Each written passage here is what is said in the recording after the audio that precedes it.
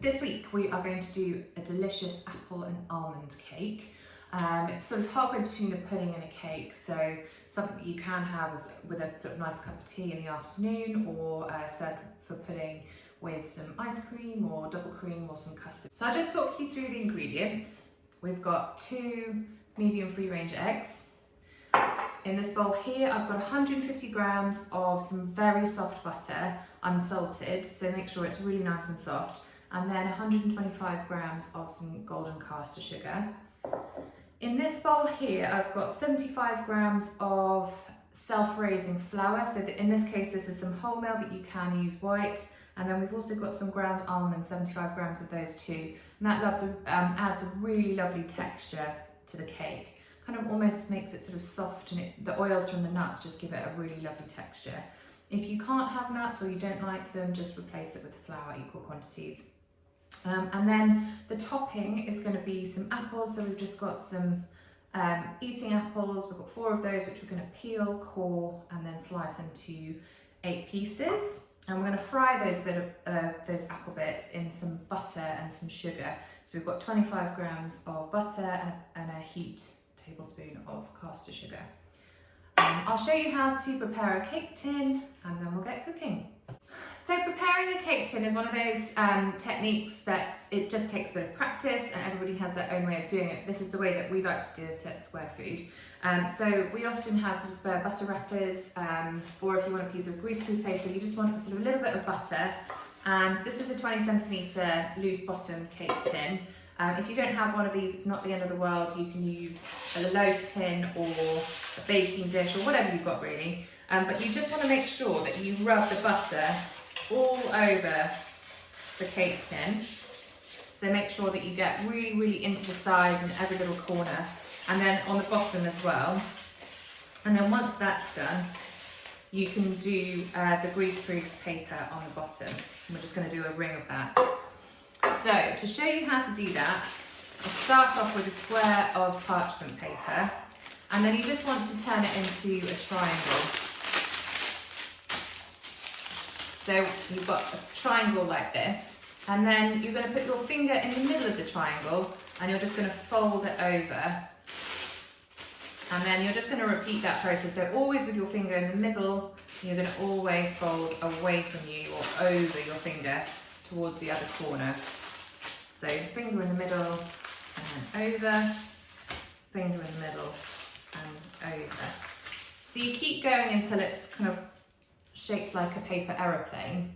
And then what I like to do is just measure roughly on the back of my tin where the centre is, and then sort of just put your other hand where the end of that lies. And then just taking a pair of scissors, you just want to cut just straight down. It's a little bit like origami this. And then you'll end up with a nice circle, which you can then place into your cake tin. And it should fit perfectly. So you want to smooth that down so you can see in there everything is nicely lined, really nice and flat. So that's ready for our cake, and it will just stop it sticking, which is really important. You don't want to go to all the hard work of preparing a cake and then for it to stick. So that's our cake tin ready, and it's really important you do that first, as well as preheating your oven. So make sure your oven is preheated to 170 degrees, and then we'll get making the apple filling first and then the cake. So I'm just peeling the apples, and you want to make sure you kind of go from top to bottom, rotating around. And this last bit here, you just want to sort of go around like that.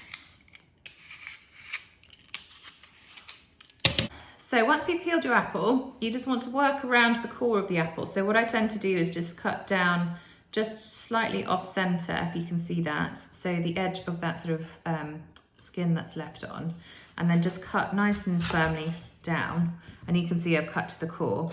Then you sort of twist your apple, and you do the same all the way around the apple, so that you're just left with the central core, and that can go in your compost. And then any sort of bits that are not perfect, you can just cut away. And then what we want to do is just make sure that we have 8 pieces cut out from our apple. So there are our finished apple pieces. The most important thing is you haven't got any skin left on there. A little bit of core is fine, but just no bits of skin. So just do check over them, and then we'll get frying.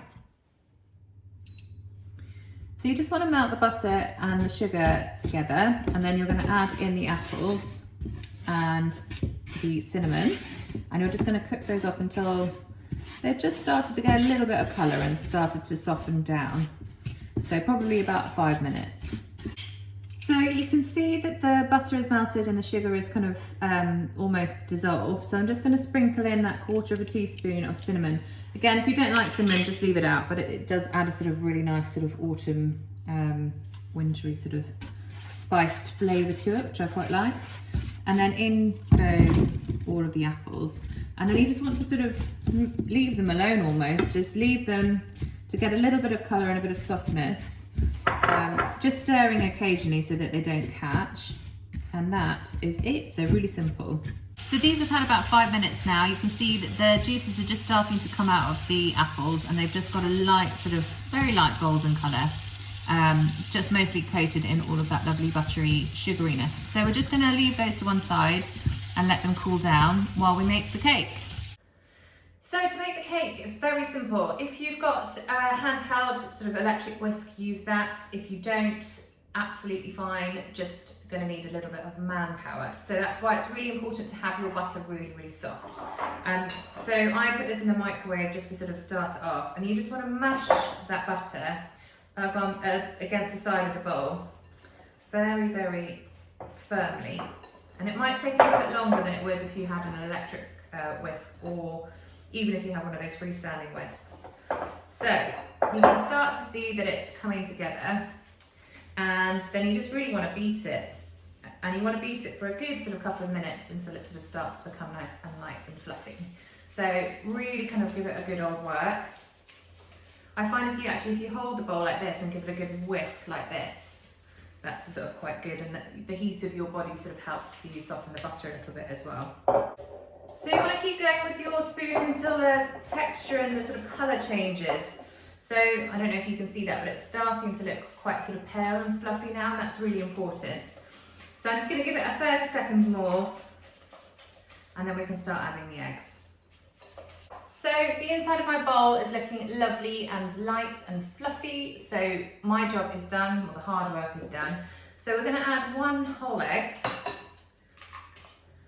Then I'm also going to add a handful of that almond and flour mixture, and what that does is just stop the cake from curdling or looking like it's curdling. Just helps bind it together. So you want to make sure that you whisk everything in to the cake batter and wait for it to come back to sort of a nice smooth consistency. So it will look a bit strange for a while, but that's okay. Just keep beating it, and you can see that it starts to come together into a nice smooth batter again.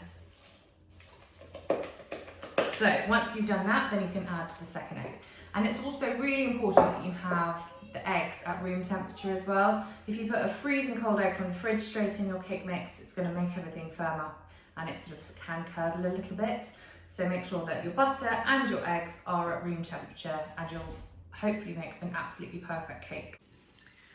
So just showing you a close-up of that now. So you can see that it's all come together and it's nice and sort of fluffy. So I'm going to add in the second egg.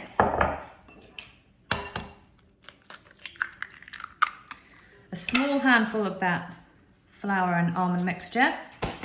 And then I'm going to beat that again until it comes together. So you can see it starts to look weird and splits. Doesn't look very nice to eat. But the more you mix, make sure you get around the edges. Keep going. It will eventually come to a nice smooth batter again. Doesn't that look a lot better? So the cake mixture is done. We've done the eggs and a little bit of the flour. So the last thing to add is the rest of that sort of flour and almond mixture. So you just want to gently pour that in and then slowly mix it together. You can be sort of fairly rough with this. And then wait for it to come together. Don't beat it until it's sort of knocked out all of the air. So just roughly, gently sort of mix that together.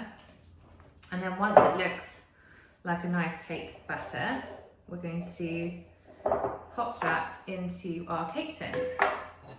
So scraping all of that out of the bowl, you want to put all of that cake mixture in. Now it's really important, if you've got a spatula, to try and get as much of that mixture out as possible. We don't want to waste any of it. So you can use your finger just to sort of brush off the edges, and then you just want to gently ease that cake to the edge of the cake tin. So you can see the cake mixture is all the way to the edges and nice and flat. So the last thing that we're going to do is add the cooled apple. As they're nice and cool, they're sort of easy to touch. So you just want to sort of place them in the cake tin so that they are sort of nice side up, going around in sort of circles. So what you'll end up with is a cake that has all of those lovely bits of apple on the top. If you're using a loaf tin, the same thing applies, just put them sort of on the top. Doesn't really matter what they're going to look like. And if you're using a baking dish, the same sort of thing. So just try and fit as many apples as you can on the top. And obviously, depending on the size of your tin, it will affect the length of time that it's going to take to cook. So if you're using a loaf tin or a tin foil tin, it will take probably sort of 10 to 15 minutes less than it will in this cake tin.